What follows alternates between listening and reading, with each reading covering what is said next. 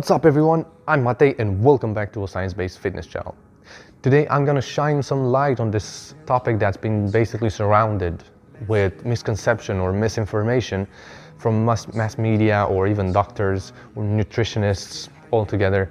I'm talking about fat loss or weight loss. They're basically the same thing in the end, but they've got this small difference between each other. Fat loss is for somebody that has a higher body fat percentage and they need that dropped down. And weight loss is for somebody that doesn't have that high of a body fat percentage, but they need the weight to drop anyway because probably they want to look a little bit more shredded.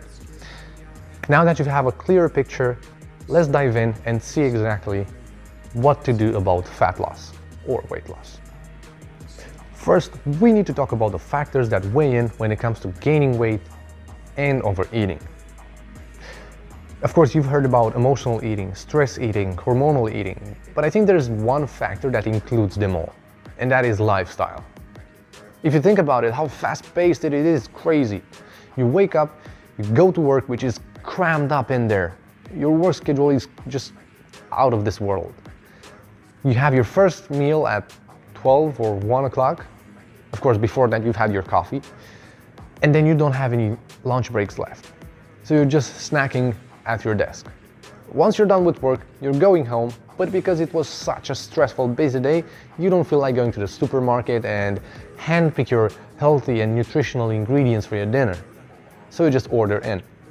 After having this so-called dinner, which is basically a high-calorie bomb, you're gonna watch a little bit of TV and then you're gonna snack on some sweets because your brain is craving sugar after a stressful full day. And of course, you're gonna give it to it because, let's be honest, it's your brain. It tells you what to do, like literally it tells you what to do, right? Now, you do this like 3-4 times a week, maybe 5 times a week, and then it just slowly adds up.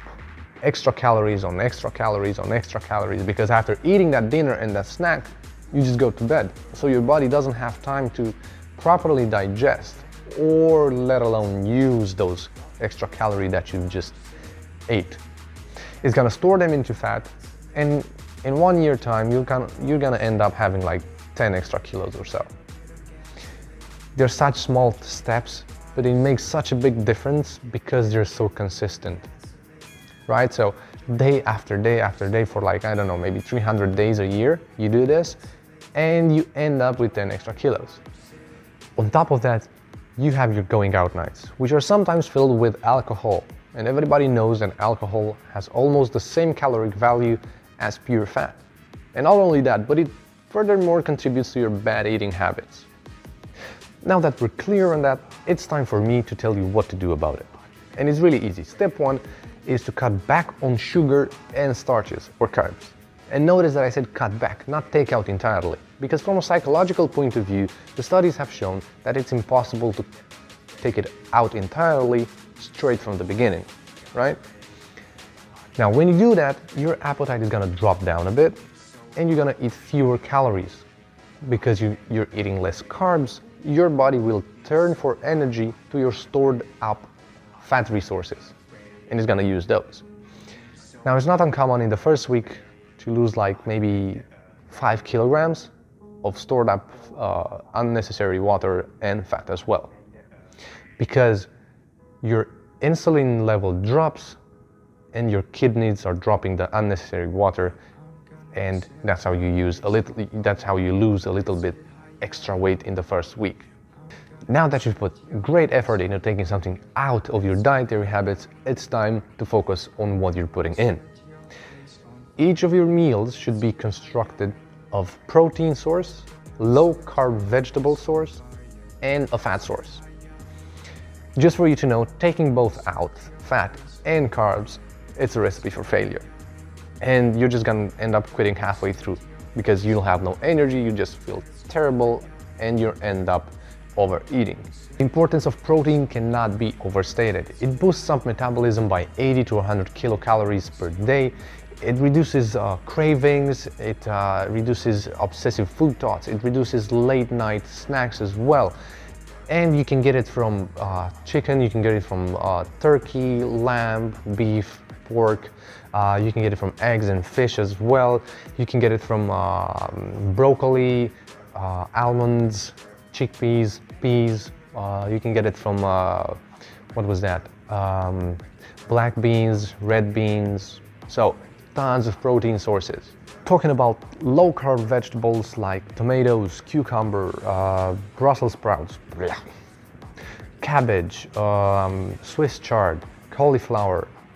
These are really good and you can eat massive amounts of them, so don't be afraid to load up your plate and you're still gonna be in maximum of 50 grams of carbs per day.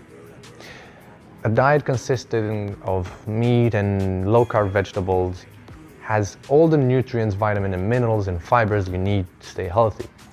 But you also need to add fat from time to time. We have coconut oil, avocado oil, olive oil and butter as well. And don't be afraid to eat fat. As I said in the beginning of the video, ditching both fat and carbs is just gonna make you feel miserable, not having any energy, and it's just gonna push you towards the edge and giving up the plan halfway through. Not to mention that fat has a really important role in storing and transporting nutrients such as vitamins, minerals, and hormones as well. Don't be afraid to eat it, but do make sure that it's good fat, high quality fat. Now, another big step you can take towards losing weight and burning fat is lifting weights 3 times per week. You don't necessarily need to, but it helps out a lot, because when you're losing weight, when you're making sure that your dietary habits are better than they were before and you're not eating as much calories as you were before that, your metabolism tends to slow down. Training and lifting weights specifically makes sure that your metabolism keeps up with your progress as well and it doesn't slow down. You can also burn a tremendous amount of calories while training. For example, you could burn up to, I don't know, depending on the intensity and for how long you train, you could burn up to 800 calories per training session. But the biggest and most important part of that is what's happening after, because you can keep burning extra calories for up to 12 hours. How crazy is that? You're at home, already showered, already ate, watching Netflix in bed, and you're still burning extra calories because of the training you did 6 hours ago, right? If going to the gym is just not an option for you for whatever reason, other physical activities as running, sprinting, power walking, they help too. Not as much as weightlifting, but still, they do matter a bit. When it comes to calorie counting, I don't recommend it. Of course you can do it, but it's not necessarily needed. What I do recommend, for example, is that your portions are smaller and that you don't eat until you're full. It takes time for the digestive system to signal your brain saying that you're full, and if you eat until you're full, you have already overeaten by the time it takes for your digestive system to signal your brain. Also, don't eat too fast either. People that eat fast have shown to gain weight faster and more than people that eat normally. It will help a lot, for example, if you would have a protein-based breakfast, because it keeps you full longer and gets in the way of you snacking before lunch.